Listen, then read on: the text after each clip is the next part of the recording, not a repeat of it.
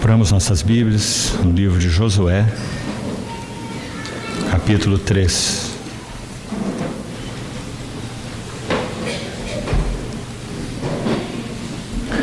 Josué, capítulo 3. Vamos ler desde o verso 1. Levantou-se, pois, Josué de madrugada, e tendo ele e todos os filhos de Israel partido de Sitim, vieram até ao Jordão e pousaram ali antes que passassem. Sucedeu ao fim de 3 dias que os oficiais passaram pelo meio do arraial e ordenaram ao povo, dizendo: quando virdes a arca da aliança do Senhor vosso Deus, e que os levitas, sacerdotes, a levam, partireis vós também do vosso lugar e a seguireis. Contudo, haja a distância de cerca de 2.000 côvados entre vós e ela. Não vos chegueis a ela, para que conheçais o caminho pelo qual haveis de ir, visto que, por tal caminho, nunca passastes antes. Disse Josué ao povo: santificai-vos, porque amanhã o Senhor fará maravilhas no meio de vós.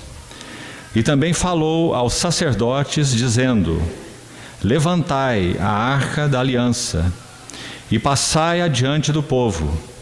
Levantaram, pois, a arca da aliança e foram andando adiante do povo. Então disse o Senhor a Josué: hoje começarei a engrandecer-te perante os olhos de todo Israel, para que saibam que como fui com Moisés, assim serei contigo. Tu, pois, ordenarás aos sacerdotes que levam a arca da aliança, dizendo: ao chegardes à borda das águas do Jordão, parareis aí. Então disse Josué aos filhos de Israel: chegai-vos para cá e ouvi as palavras do Senhor vosso Deus. Disse mais Josué: nisto conhecereis que o Deus vivo está no meio de vós, e que de todo lançará diante de vós os cananeus, os heteus, os heveus, os ferezeus, os girgazeus, os amorreus e os jebuseus. Eis que a arca da aliança do Senhor de toda a terra passa o Jordão diante de vós. Tomai, pois, agora 12 homens das tribos de Israel, um de cada tribo, porque há de acontecer que assim que as plantas dos pés dos sacerdotes que levam a arca do Senhor, o Senhor de toda a terra, pousem nas águas do Jordão, serão elas cortadas, a saber, as que vêm de cima se amontoarão. Tendo partido o povo das suas tendas para passar o Jordão, levando os sacerdotes a arca da aliança diante do povo, e quando os que levavam a arca chegaram até o Jordão e os seus pés se molharam na borda das águas, porque o Jordão transbordava sobre todas as suas ribanceiras todos os dias da sega, pararam-se as águas que vinham de cima, levantaram-se num montão muito longe da cidade de Adão, que fica ao lado de Zaretã, e as que desciam ao mar de Arabá, que é o mar salgado, ou mar morto, foram de todo cortadas. Então passou o povo defronte de Jericó. Porém, os sacerdotes que levavam a arca da aliança do Senhor pararam firmes no meio do Jordão, e todo Israel passou a pé enxuto, atravessando o Jordão. Então vamos ao texto básico desse tempo de encontro, Gálatas 4:19. Meus filhos, por quem de novo sofro as dores de parto, até ser Cristo formado em vós. Numa tradução mais exata, teríamos: meus filhinhos, por quem de novo sofro as dores de parto, até que Cristo seja plenamente formado em vós. Vamos orar. Confiamos mais esse tempo de comunhão nas Tuas mãos, Senhor. Levantamos nossos olhos para Ti. Toda nossa suficiência vem de Ti. Por isso nos habilita para ouvir, compreender e assimilar Tua palavra. Confiamos nossas vidas e Tua palavra lida às Tuas mãos. No precioso nome de Jesus oramos. Amém. Queridos irmãos, enquanto buscávamos direção do Senhor para esse tempo, mais esse ano, junto com irmãos aqui em Curitiba, e agora Curitiba e região, graças ao Senhor por isso, como os irmãos já comentaram, a carga que o Senhor trouxe ao nosso coração, sem dúvida, está expressa nesse texto de Gálatas 4:19. O fardo principal desse encontro se resume aí, porque sem dúvida alguma temos vivido tempos em que a necessidade de uma visão aclarada da centralidade, supremacia e primazia de Cristo se fazem prementes. Sabe, irmãos, quando nós ouvimos esses termos, em particular os dois primeiros, centralidade e supremacia, há pessoas que dizem assim, mas esse nome não está na Bíblia, centralidade de Cristo. Mas trindade também não está na Bíblia. Eu acho que talvez não haja aqui nenhum de nós que deixe de crer que Deus é um Deus triuno. Deus o Pai, Deus o Filho e Deus o Espírito Santo. E essa palavra trindade, ou se você quiser triunidade, nenhuma das duas está na Bíblia, sem dúvida são as melhores palavras para expressarem a natureza trina e una de Deus. Triuno ou a trindade. Então, da mesma maneira, essa expressão, a centralidade de Cristo, não é apenas uma expressão cunhada por determinados autores ao longo dos últimos 100 anos de história da igreja. É um fato eterno. A centralidade de Cristo é um fato eterno. Cristo Jesus é o centro dos propósitos, o centro das ações, o centro das intenções e das afeições de Deus. E Ele sempre o será. Antes mesmo da encarnação, quando, se é que podemos usar o termo, e penso que sim, o modo de vida do Deus triuno, pré-criação, na eternidade, é contemplado na sua palavra, fica muito claro que Cristo é o centro dos afetos, intenções e ações de Deus.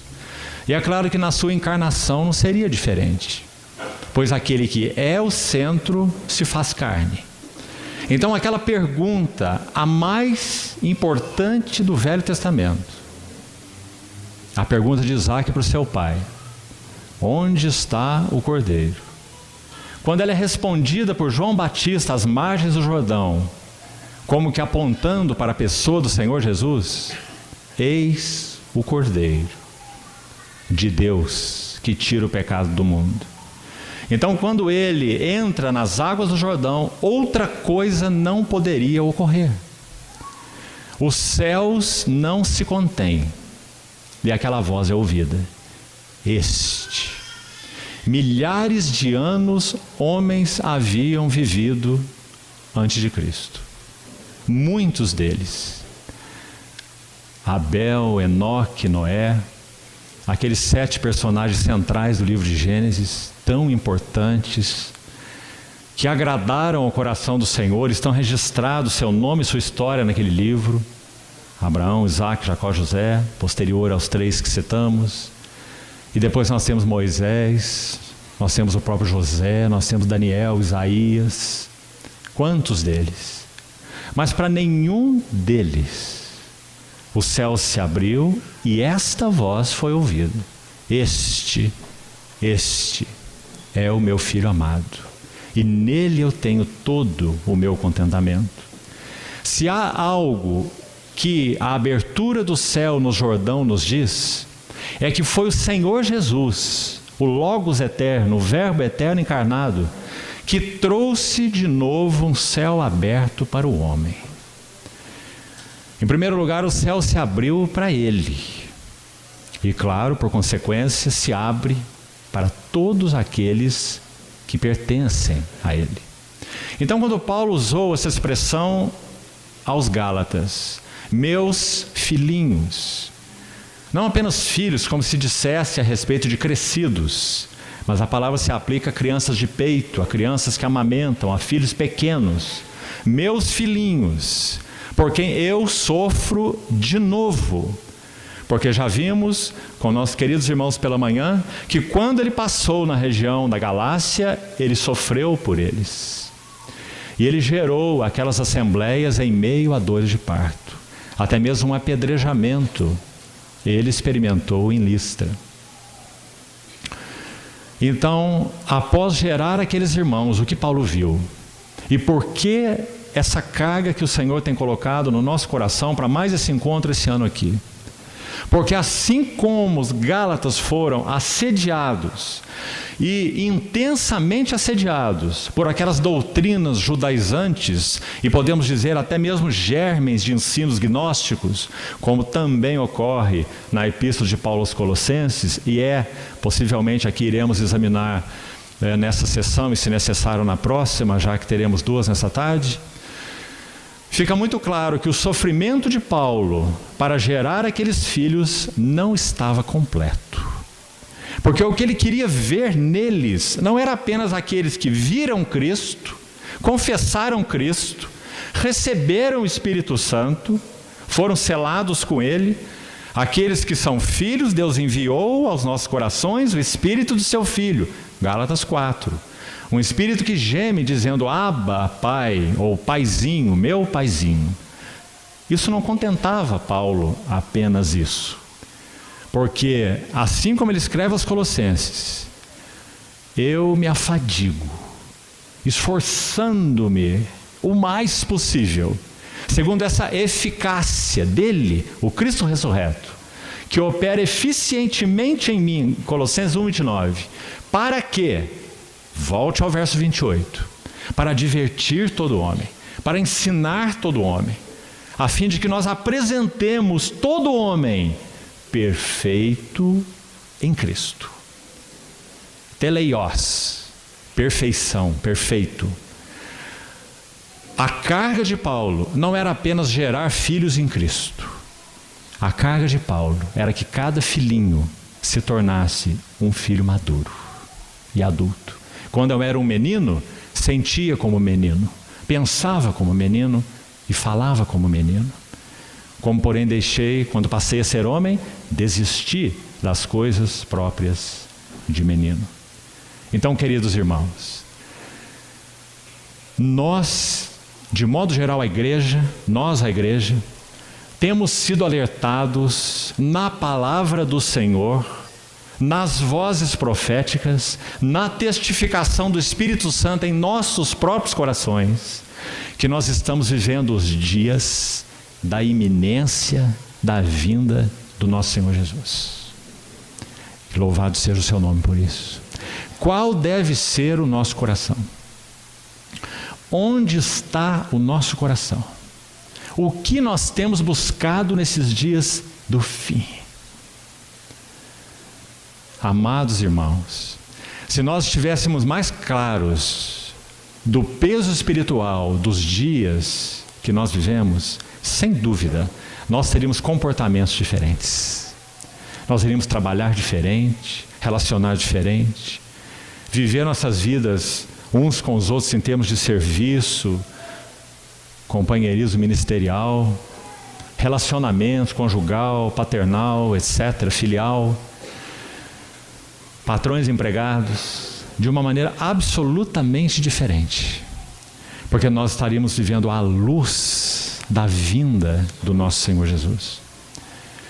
É dito na história, nunca li isso exatamente de autor nenhum, não posso dizer que seja exatamente verdadeiro, mas já li isso mais de uma vez por citação secundária, que uma vez perguntaram para Martinho Lutero o que ele faria se ele tivesse convicção que o Senhor Jesus voltaria amanhã. E Lutero respondeu, eu continuaria plantando uma árvore hoje e plantaria outra amanhã. O que ele quis dizer com isso? Porque ele plantava uma árvore todos os dias. ele quis dizer: nada mudaria no meu caso, porque eu estou vivendo cada dia na iminência da vinda gloriosa do Rei. Então, queridos irmãos, a angústia do coração de Paulo se explica porque ele sabia. E se conhecemos as epístolas de Paulo bem, nós sabemos que ele até mesmo aguardava a vinda do Senhor para os seus dias. Nós podemos afirmar que Paulo nunca imaginava que haveria uma lacuna de basicamente 2000 anos entre a primeira e a segunda vinda do Senhor Jesus. Mas eles aguardavam o Senhor Jesus para aqueles dias mesmo. Então, meus filhinhos, por quem sofro de novo as dores de parto, até que Cristo seja plenamente formado em nós. Então, essa é a carga que o Senhor tem colocado nos nossos corações para essas sessões de todos os irmãos, como temos visto pela manhã, e particularmente nas 5 sessões em que então estarão sob minha responsabilidade. Hoje, nós iremos através do texto de Josué que lemos e o usaremos em todas as sessões, e ainda leremos o capítulo 4 e ainda leremos o capítulo 5 nas outras sessões. Os 3 capítulos de Josué. Porque aí estão embutidos princípios espirituais de muito valor no que concerne a nossa expectativa de nos deleitarmos em algo que poderíamos chamar de plenitude de Cristo ainda antes que o nosso Senhor Jesus venha. Porque, queridos irmãos, aguardar apenas que o nosso Senhor Jesus venha, para que nós sejamos introduzidos em uma realidade plena e final e definitiva, e é o que ocorrerá, estamos muito claros quanto a isso, não basta. Nós deveríamos ser aqueles que, na iminência da vinda do nosso Senhor Jesus Cristo, anseiam que a igreja dê um testemunho de maturidade, de beleza e de glória antes que Ele venha.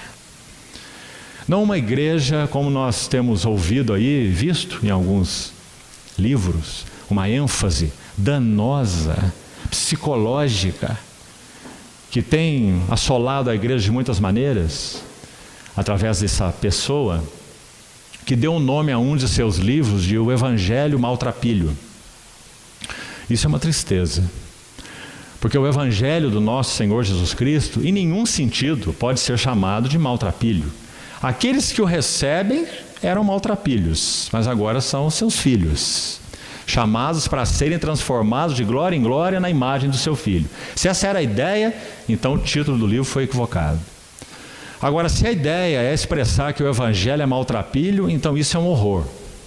Mas esse é o título, o Evangelho Maltrapilho. Nós que conhecemos nosso Senhor, sabemos que aquilo que Ele nos tem confiado a respeito de si mesmo é tão precioso e tão suficiente para nos transformar à imagem dEle, que nós coraríamos e coramos de vergonha na medida em que a face de Cristo vai se resplandecendo mais e mais para nós.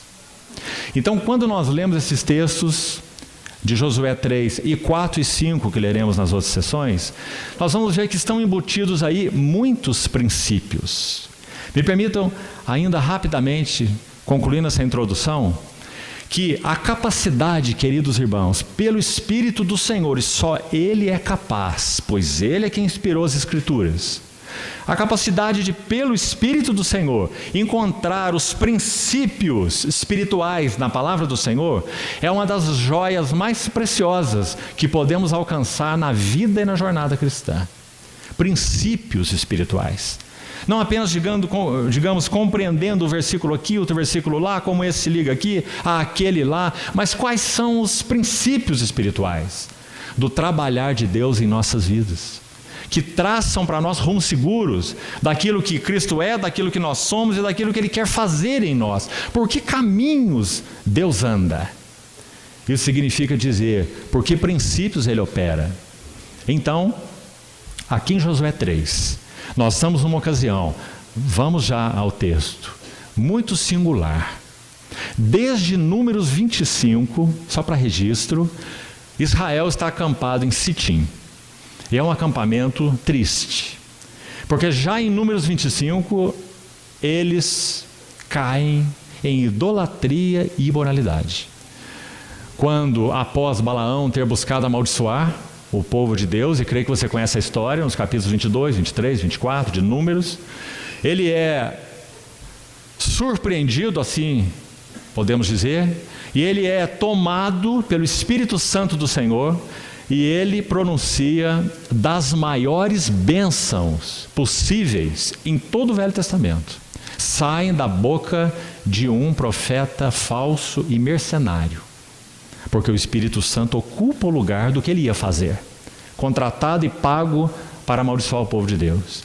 Então, depois disso acontecer, aquelas bênçãos maravilhosas serem expressadas pela boca do Balaão, então, Números 25, os moabitas, enfim, o rei de Moabe havia contratado Balaão para amaldiçoar o povo de Israel, por medo deles, é claro, por conhecer as obras do Senhor através de Israel, o povo da aliança. Quando isso não foi possível, uma outra estratégia foi buscada. E agora não era uma estratégia no sentido de amaldiçoá-los, digamos, de cima para baixo. Agora é uma estratégia de derrubá-los de dentro para fora. E essa continua sendo a mesma estratégia do inimigo no meio do povo do Senhor nos nossos dias. Então, eles caíram em idolatria, seguindo a Baal-Peor, e se contaminaram com as mulheres moabitas. E houve um juízo muito específico de Deus nessa ocasião, está registrado lá no texto de Números, como nosso background. Não vamos entrar em detalhes porque não é nossa carga aqui. Desde esse ponto, Baal-Peor e as moabitas, fornicação e idolatria. Interessante como essas duas coisas andam juntas. Um reconhecido chamado pensador cristão do século passado, Francis Schaeffer, ajudou nos seus dias muitos jovens. Tinha um pequeno abrigo nos Alpes suíços chamado L'Abri, e dali ele ensinou muitos e muitos jovens a palavra de Deus. Francis Schaeffer. Ele escreveu uma pequena obrazinha, além de outras, um pequeno livreto muito interessante, chamado Adultério e Apostasia, o tema da noiva e do noivo. E ele vai nos ajudar a entender como que o adultério espiritual, ou seja, o abandono de Deus, o abandono do Senhor, sempre é a causa de um adultério literal. Todas as vezes que perdemos uma relação de vigor e de valor com o Senhor, nós estamos completamente vulneráveis. E interessante, quando abrimos Números 25, está aí a história.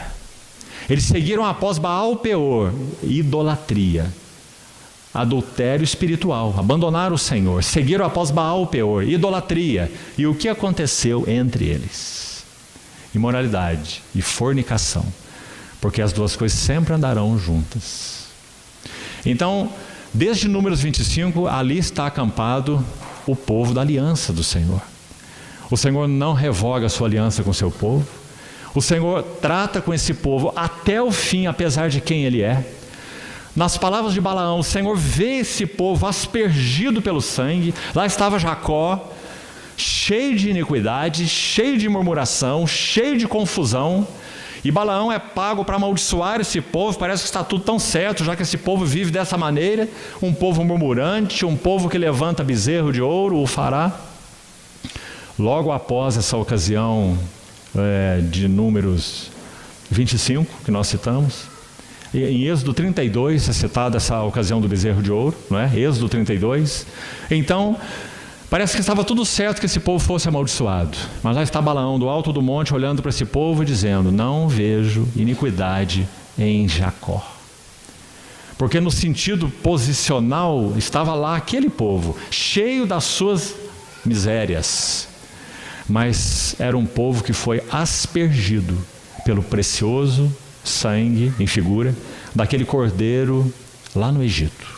O sangue nas vergas, as portas, que na verdade eles nem viram, eles só passaram aquele sangue e foram comer a carne lá do lado de dentro da casa. Quem viu aquele sangue foi o anjo exterminador. E aquele sangue respondeu ao vingador porque ele foi aplicado de acordo com a ordem e a palavra e a intenção de Deus. Então, quando nós chegamos aqui a Josué, capítulo 3, todo esse contexto, Números, capítulo 25 em diante, como já citamos, ali começa esse acampamento. Entramos pelo livro de Deuteronômio, segunda lei, a repetição da lei para a nova geração, livro de Deuteronômio, e chegamos aqui ao livro de Josué, e o povo está no mesmo lugar, em Sitim. E agora eles estão sendo preparados para passar o Jordão. Então nós não vamos nos deter, em primeiro plano pelo menos, no aspecto objetivo disso, embora ele seja maravilhoso, porque a Arca da Aliança é um tipo claro do Senhor Jesus. Madeira de acácia, natureza humana, revestida de ouro por dentro e por fora. Cristo foi concebido por obra do Espírito Santo e foi ungido com o Espírito Santo, ouro por dentro, ouro por fora, sobre uma natureza humana, madeira de acácia. Esse é nosso precioso Senhor. A tampa da arca era o propiciatório, hilasterion, que significa assento de misericórdia, onde o sangue era aspergido uma vez por ano, propiciatório. Inseparável da arca, porque a arca fala da pessoa de Cristo e o propiciatório fala da obra de Cristo. Cristo sem cruz e cruz sem Cristo não tem significado pleno. Pessoa e obra de Cristo. Então, a Arca da Aliança vai passar o Jordão. Muito clara a tipologia. A Arca da Aliança é uma figura de Cristo. O Jordão é um nítido símbolo de morte. Por isso o batismo no Jordão, a palavra Jordão, o nome Jordão significa descendo, ou aquele que desce.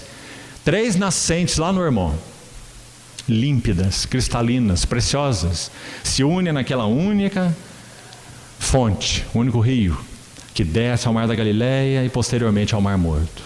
Descendo do Hermon ao Mar Morto, Jordão. Então o Jordão fala de morte. A arca vai passar o Jordão. Então há aspectos objetivos aqui que não serão vistos em primeiro plano, como já falamos, que falam do significado maravilhoso da morte e ressurreição do nosso Senhor. 12 pedras no fundo do leito do Jordão, 12 pedras na outra margem do Jordão, um monumento da morte, um monumento da ressurreição. Nós já lemos o capítulo 3 dizendo: sigam a arca, porque por este caminho nunca antes passastes. Essa expressão não é maravilhosa? Não apenas em si mesma, mas quando nós vemos o livro de Hebreus vai dizer assim: Cristo Jesus é o precursor. E nesse caminho que nunca antes ninguém cursou, mas sim, ele foi o pioneiro, então ele entrou por nós e se tornou sumo sacerdote para sempre, segundo a ordem de Melquisedeque. Hebreus 6:20. Então, queridos irmãos, há aspectos objetivos muito preciosos dessa passagem do Jordão, nesses 3 capítulos. Mas nós vamos nos deter nos aspectos, vamos chamar de subjetivos, em particular, que se aplicam à nossa jornada rumo à plenitude de Cristo. Agora, aqui nós temos que ter um pouco de cuidado para não passarmos rápido demais e não ficar incompreensível para os irmãos. Então, por favor, reúna aí suas atenções e preste bastante atenção. Há muitos tipos de Cristo no Velho Testamento. O Cordeiro da Páscoa é um tipo de Cristo, o sangue que foi passado na porta é um tipo, o maná no deserto é um tipo, a rocha de onde a água saiu é um tipo. 1 Coríntios 10, Paulo diz que a rocha era Cristo. Ele nem diz que era um tipo de Cristo, ele diz que era Cristo, não é? É claro que Cristo não é a rocha, literalmente falando, mas ele está dizendo que quem estava lá jornadeando com aquele povo era o Verbo pré-encarnado. Não é? Todas as chamadas cristofanias do Velho Testamento são manifestações dele. Ele é o anjo da aliança.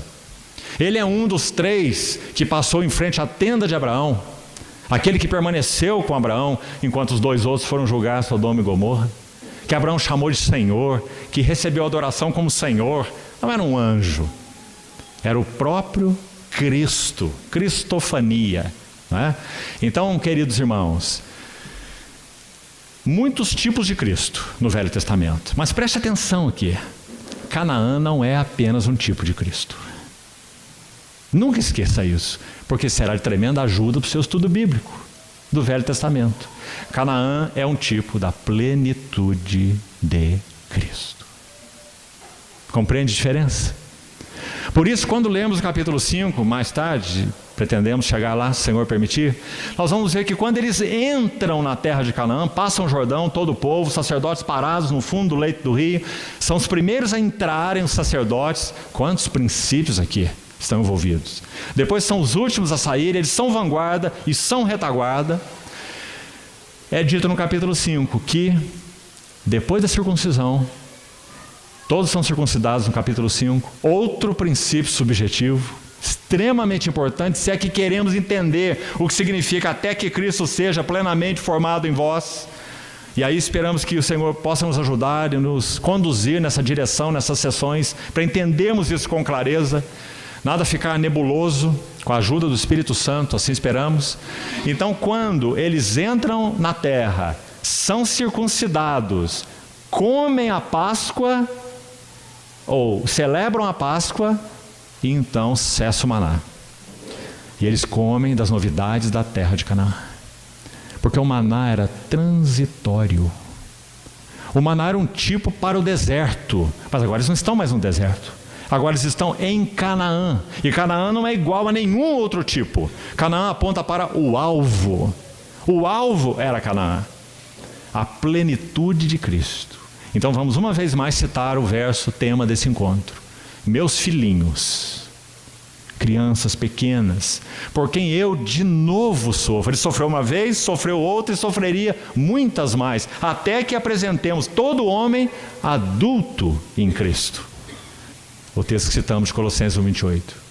Meus filhinhos, por quem sofro de novo as dores de parto, até que Cristo seja plenamente, palavra que está omitida na revista atualizada, mas que consta nos manuscritos originais. Até que Cristo seja plenamente formado em vós. Já tinham Cristo, já tinham o Espírito, já tinham visto Cristo. Cristo foi exposto aos vossos olhos como que crucificado. Começaram no Espírito, mas estavam se aperfeiçoando na carne. E nunca chegariam à maturidade dessa maneira. Cristo e algo mais. Cristo mais circuncisão, Cristo mais sábado, Cristo mais lua nova, Cristo mais preceitos, Cristo mais alguma coisa. Nós vivemos dias sem dúvida, em que o chamado cristianismo está abarrotado de Cristo e mais um montão de coisas. Então é claro, meus irmãos, que nós precisamos de novo conhecer o que quer dizer essa expressão de Gálatas 4:19. Porque o Espírito que gemeu em Paulo continua gemendo em nós. Porque ele não veio nos selar apenas para nos tornar os filhinhos de Deus, mas ele veio nos selar para nos tornar homens e mulheres maduros em Deus. E assim também é o que ele escreve aos Efésios, capítulo 4, texto tão conhecido, verso 13. Quando ele diz, até que todos cheguemos à unidade da fé, à plena estatura, à plena maturidade, ao conhecimento completo. Palavras que ele usa nessas duas cartas de Colossenses e Efésios de diversas maneiras. À medida da estatura da plenitude de Cristo. Para que não mais sejamos como meninos. De novo você vê o contraste, infância e maturidade. Levados de um lado para outro ao redor por todo vento de doutrina. Artimanha de homens e astúcia com que induzem ao erro. Como o inimigo de Deus não consegue tirar Cristo nem da palavra de Deus e nem do Evangelho, ele não consegue, porque se de alguma maneira ele consegue, então o ambiente já não pode ser chamado de cristão, então já é uma heresia, uma seita ou uma coisa qualquer. Mas não, como ele não alcança esse objetivo no meio dos cristãos verdadeiros, ou se quisermos dizer do cristianismo genuíno, o que ele faz? Ele agrega a Cristo outras coisas. Então Cristo apenas não é suficiente. Contemplar Cristo é coisa para místico, como também nossos queridos irmãos já falaram um pouco nessa manhã. Sabe, irmãos, contemplar Cristo é o segredo da conformidade com Cristo. Se nós perdermos as condições espirituais, na própria alma, de mente, de coração, de sentimentos, de contemplar a Cristo, nunca seremos transformados à sua imagem. Então, a passagem de Josué capítulo 3, princípios espirituais, para que então possamos avançar até a plenitude de Cristo. É com esse foco que nós iremos buscar nessas sessões, compartilhar aqui alguns, pelo menos, desses princípios preciosos. Então vamos guardar em primeiro lugar, Canaã não é um tipo qualquer. Vamos colocar de outra maneira a mesma coisa. Se você ler Efésios 1, registre aí, verso 14 e 18 de Efésios 1. Não precisa abrir, apenas escute. Em Efésios 1,14 é dito que o Espírito Santo que veio nos selar, ele é penhor da nossa herança, até o resgate da sua propriedade em louvor da sua glória. Qual é a nossa herança segundo o ensino do Novo Testamento? Cristo. Ser semelhante a Ele, ser como Ele, é nossa herança. Isso é glória segundo o Novo Testamento. Cristo não tem glória, Cristo é a glória. Ele é o resplendor da glória. Somos transformados de glória em glória na sua própria imagem, porque Ele é a glória. Então, nossa herança, Cristo. Agora, no verso 18 de Efésios 1, diz que Paulo está orando, e ele diz que ora pelos Efésios para que eles cresçam e sejam iluminados. Tenham os olhos do vosso coração iluminados para saberdes qual é a esperança do seu chamamento, qual é a riqueza da glória da sua herança nos santos. Então leia com atenção, porque essa sua aí, é claro, tem como sujeito Deus, Deus Pai, que está lá no verso 15, que ele fala que ora ao Deus e Pai do nosso Senhor Jesus Cristo, né? Então, a riqueza da glória da sua, de Deus, a herança de Deus nos santos. Então nós temos duas heranças aí. Olha aí a palavra herança duas vezes. No verso 14 é nossa herança. No verso 18 é sua herança. Agora, vários salmos, o 78, o 79, o 105, se não me engano, são muitos salmos, é uma lista grande. Você vai encontrar expressões assim. Deus tirou Davi do cuidado das ovelhas para então cuidar do seu povo Israel, da sua herança. Então, em vários salmos, o povo de Deus é descrito como sendo sua herança. Então, qual é a herança de Deus? É o seu povo. Qual é a herança do seu povo? É o seu Deus. Então, para Deus, nós somos a sua herança. Para nós, Deus é a nossa herança. Agora, então, fica com um quadro aí na sua mente, dentro da tipologia que estamos começando a estudar aqui em Josué 3. Escute bem. O povo sai do Egito. Peregrina 40 anos, não deveria ter sido assim. 1 ano e meio seria suficiente, porque eles levam 1 ano e meio para chegar às bordas do Jordão. Onde está isso? Números 14. De Êxodo 12, sangue do cordeiro no Egito, Êxodo 12, até Números 14, 1 ano e meio apenas de tempo se passa. Tem muita escritura aí, mas em tempo 1 ano e meio. E chegam às margens do Jordão. Dali eles deveriam entrar na terra. Então mandam os espias, recebem aquele relatório, descreem, até murmuram contra a terra. 38 anos de peregrinação inútil. Não aprenderam lição nenhuma. Seus cadáveres prostrados no deserto. Por isso o livro de Hebreus é tão solene, porque ele toma esse pano de fundo e exorta nós, dizendo, e você? Em outras palavras, você também já conheceu o Filho. Capítulo 1 de Hebreus. O Filho já foi mostrado a você como sendo a glória, o herdeiro, o que realizou a propiciação de pecados, que está sentado à destra de Deus. O Filho é superior aos anjos, foi ungido com óleo de alegria muito mais do que os seus companheiros. Lembra-se de Hebreus 1? Então o livro, em outras palavras, pergunta, e você? Tende cuidado, não aconteça que haja entre vós um perverso coração de incredulidade, que vos afaste do Deus vivo. O livro de Hebreus tem as exortações mais solenes de todo o Novo Testamento. Por quê? Porque ele apresenta os privilégios mais altos de todo o Novo Testamento. Privilégios altíssimos requerem exortações altíssimas, exatamente porque os privilégios são altíssimos. Então, voltemos ao nosso tipo. O povo sai do Egito para ir para Canaã, 2 extremos. Um deserto está entre eles, de 1 ano e meio. E deveriam, em 1 ano e meio, aprender o significado da nuvem, aprenderam o significado das 2 trombetas de prata, aprenderam o significado de serem gerenciados e governados pelo Senhor através de Moisés, aprenderam o que significa autoridade espiritual, aprenderam a se quebrantar diante do Senhor e ouvir a sua voz. Não aprenderam.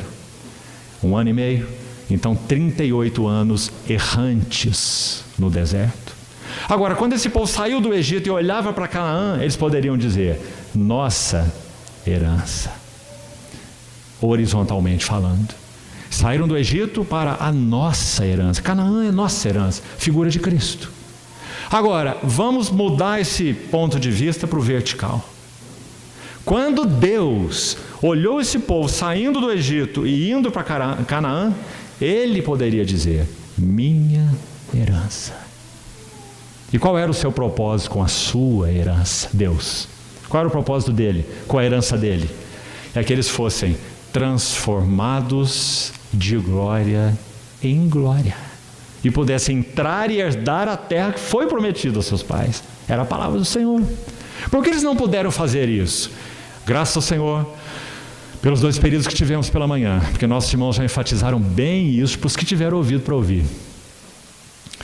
O trabalho da regeneração é unilateral, é monergista, mas o trabalho da santificação é sinergista. Ou seja, o Espírito Santo não nos santificará se nós não respondermos ao seu desejo de nos santificar. Porque hoje, se ouvirdes a sua voz, não endureçais os vossos corações. De novo o livro de Hebreus. E quem tem ouvidos, ouça o que o Espírito diz às igrejas. Irmãos, como isso precisa ficar claro para nós? Porque quando não compreendemos a diferença aí no caso da salvação monérgica, ação unilateral, porque a salvação vem do Senhor. O Verbo se fez carne e desceu até nós, já que nós nunca poderíamos subir até Ele. Então Ele nos regenerou, Ele nos escolheu. Deus quis fazer isso. Ocultou de sábios entendidos e revelou aos pequeninos. E você perguntar: Senhor, por quê? Jesus responde: porque assim foi, Pai, do teu agrado. É a única resposta que nós temos. Não tem outro porquê. Ele quis incluir você e eu. Poderia não querer e estaria completamente certo, porque nós não merecíamos nada.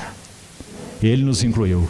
Agora, para que nós sejamos santificados, Deus opera em nós o querer e o realizar. Então desenvolvei a vossa salvação com temor e tremor. Então, queridos irmãos, quando Deus olhava esse povo saindo do Egito para Canaã, qual era o ponto de vista de Deus, como falamos aqui no vertical? Aquela era a sua herança. Eles deveriam conhecê-lo. Para que Ele conduziu esse povo ao deserto? Deuteronômio 8. Conduziu-os a esse grande e terrível deserto para vos humilhar, para vos provar e para saber o que estava no vosso coração. Deus sabe tudo e não precisa de informação de ninguém. Então, quando diz para saber o que estava no teu coração, não é Deus, é o povo. Claro, Deus iria usar o deserto. E se o Senhor permitir, em outra sessão, nós vamos estudar 1 Coríntios 10. E vamos ver o que é que Deus deseja expor nos nossos corações nesse deserto. Esse de Josué 3, quando o povo chegou agora em ponto de passar, depois de 40 anos errantes. Toda a primeira geração morreu, a segunda geração estava ali. 1 ano e meio seria a intenção de Deus, como já falamos. E o que Ele queria fazer, o mesmo que Ele quer fazer conosco hoje. Nós que já tivemos o sangue na verga da porta, nós que já sabemos o que é comer a carne do cordeiro, minha carne é verdadeira comida, meu sangue é verdadeira bebida. O que Ele quer fazer em nós? O mesmo, porque Deus opera por princípios. Então Paulo vai escrever em 1 Coríntios 10 o que Deus quer fazer conosco hoje, para que nós passemos o Jordão. Isso não vai ser assunto para hoje, vamos examinar outro dia. Vamos fazer apenas essa introdução nessa primeira sessão, porque é tão caro para nós, amados irmãos, tão importante, que quando Paulo vai concluir aquele texto lá, ele tem esse pano de fundo aqui. Então, por favor, não durma aí para que você acompanhe. Quando ele escreve 1 Coríntios 10, ele diz assim: essas coisas lhes sobrevieram como exemplos, e foram escritos, não para eles, mas foram escritos para nós, para a advertência nossa. Essa palavra de Paulo, em 1 Coríntios 10, 13. 12 e 13, 1 Coríntios 10. De nós, ele vai enfatizar, sobre quem os fins dos séculos têm chegado. Irmão, você crê que os fins dos séculos têm chegado sobre você? Sobre nós? Sobre a igreja do Senhor? Não há como crermos de outra maneira, você não acha, irmão? Não precisa nem abrir o olho inteiro, abre só a metade, você já vai conseguir enxergar o suficiente. Há um partido político na Dinamarca, sabe pelo que eles estão pelejando? Pelejando pela legalização do incesto. Relação sexual dos pais com os filhos. Essas coisas foram escritas como exemplos, para advertência nossa, de nós sobre quem os fins dos séculos têm chegado. Então Paulo vai falar sobre o deserto, em 1 Coríntios 10. Ele começa com uma nota positiva tão linda. Veja, irmão, que o Senhor conceda nessa primeira sessão que nossos olhos sejam abertos para a tipologia. 1 Coríntios 10 dizendo que assim, estiveram todos sob a nuvem, comparando eles conosco. Foram todos batizados no mar, com respeito a Moisés, ou se você quiser, em nome de Moisés mesmo, é o que o versículo quer dizer. Moisés é quem representava o Senhor para eles. Então foram batizados com respeito a Moisés, que era o seu líder. E nós? Nós fomos batizados em nome do nosso Senhor Jesus, unidos com Cristo na sua morte, unidos na sua ressurreição. Todos eles comeram do manjar espiritual. E nós? Ele é o pão vivo que desceu do céu e nós temos comido dele, não é? E lá diz, beberam de um manjar espiritual. E nós, beberam de uma fonte espiritual que os seguia. E nós? Quem crer em mim, do seu interior mesmo, fluirão rios de água viva. Ele é a nossa fonte de águas vivas. E eles tiveram uma rocha espiritual que os seguia. E aí, para que haja uma ligação muito clara entre uma coisa e outra, vem aquela frase pontiaguda, dizendo assim, e a rocha era Cristo. Que texto esse! Mas aí então ele vai entrar com as advertências. Ele vai dizer, então não murmureis, então não hajam os que cobiçam, e a imoralidade, etc. Ele vai mostrar o que o deserto vai expor nos nossos corações. Em outras palavras, Paulo está nos ajudando a entender, coloquemos assim, o que o Espírito Santo veio fazer em nós, no sentido transformador. Ele veio só para nos fazer filhinhos? Só para nos dar o gemido Abba Pai, a garantia de que nós somos dele e que não entraremos em juízo e que já passamos da morte para a vida e que nossos pecados foram perdoados? Cada uma dessas bênçãos são maravilhosas, são sem preço, mas é para isso que ele veio? Não. Ele veio para que nós sejamos filhos maduros de Deus. Toda a criação geme e suporta angústias até agora, até que ela seja conduzida para a liberdade da glória dos filhos ruiós, dos filhos maduros de Deus. Romanos capítulo 8. Está aí a criação gemendo diante dos nossos olhos. E nós cristãos não somos escusados se não soubermos qual é a razão. Ela irá gemer mais e ainda mais, até que a liberdade da glória dos filhos de Deus seja uma realidade. Então, queridos irmãos, essa é a tipologia. É isso que nós temos aqui em Josué capítulo 3, no aspecto subjetivo, no que concerne ao povo. Agora, concluindo essa primeira sessão, nós vamos fazer daqui a pouco um intervalo rápido. Nós vamos, nessa segunda sessão, abordarmos a epístola aos Colossenses. Inicialmente, com que finalidade? Dentro do tema geral que já citamos, até que Cristo seja plenamente formado em vós, se eu pudesse dar um tema específico para o meu encargo nessas sessões, eu diria assim, desafios e demandas à plenitude de Cristo. Se nós fomos chamados para alcançar a plenitude de Cristo, há desafios muito específicos de serem enfrentados e há demandas do Senhor muito específicas a serem enfrentadas.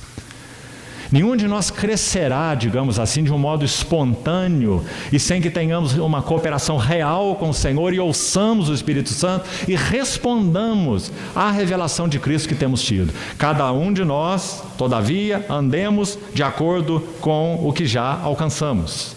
Filipenses 3,16. Então há uma absoluta necessidade de resposta para que nós possamos alcançar aquilo para o que nós já fomos alcançados. A vida cristã é um paradoxo, não é, irmãos e irmãs? Nós aguardamos a plenitude do que já alcançamos. Aguardamos a plenitude do que já alcançamos em Cristo. Por outro lado, nós nos deleitamos nas primícias do que já nos foi garantido. As duas coisas são verdadeiras. Já temos o deleite nas primícias, mas nós ainda aguardamos a plenitude. Então, essa tipologia, sendo assentada nos nossos corações, nós seremos ajudados nesse texto de Josué 3. Do contrário, nós só vamos ter história. Aliás, creio que pelo menos uma parte dos irmãos aqui já ouviu falar de um movimento que surgiu no século XIX, no meio da igreja. Aí está o diabo atacando de dentro, como nós falamos, não de fora.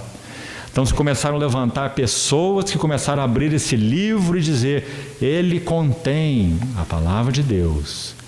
Então ele tem casca e grão. E nós precisamos exercer nosso juízo para tirar daqui, soprar fora o que é casca e ficarmos só com o grão. A teologia liberal. Então ela jogou todo o assunto da tipologia no lixo, dizendo: isso não tem significado. Essas coisas são coisas do Velho Testamento e que Deus tinha para fazer naquele tempo, naquela época, com aquele povo e ponto final. Deus tinha para fazer aquelas coisas com aquele povo naquele tempo, e nesse trato de Deus ele expõe todos os seus princípios eternos e governantes que continuam a atuar no seu povo de todos os séculos. Porque nós não temos o Deus do Velho Testamento e o Deus do Novo Testamento. Nós só temos o Deus da aliança, que opera nos mesmos princípios. Aí nós podíamos perguntar: mas por que ele deu a lei?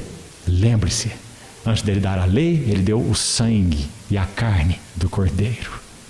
Lembre-se. Na verdade, a aliança de Deus com o povo de Israel foi uma aliança incondicional, porque estava baseada no sangue do Cordeiro passado na verga das portas.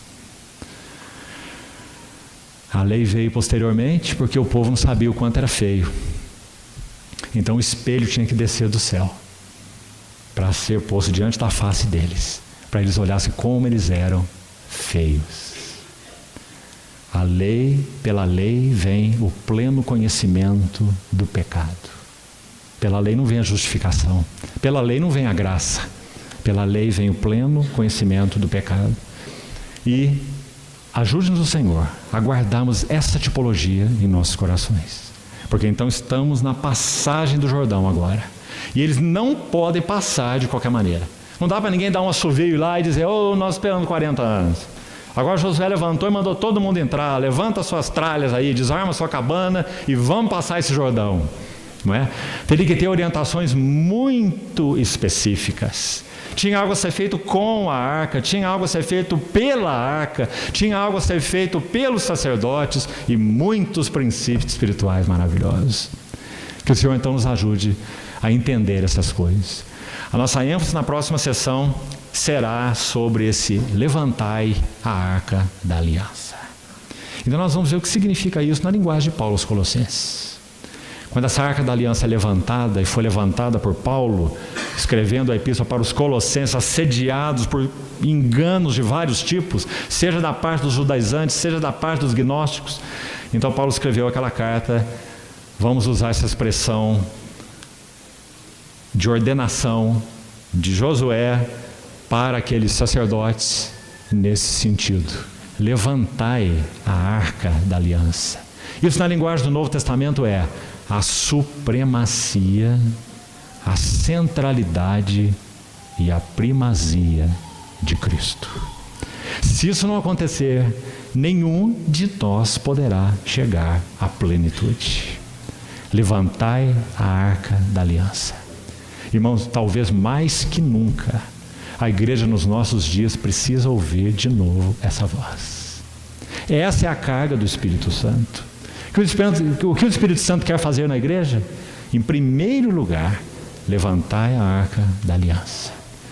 Chamar nossa atenção para a primazia, supremacia e centralidade de Cristo. Então vamos concluir aqui. Vamos orar mais uma vez antes de fazermos esse intervalo.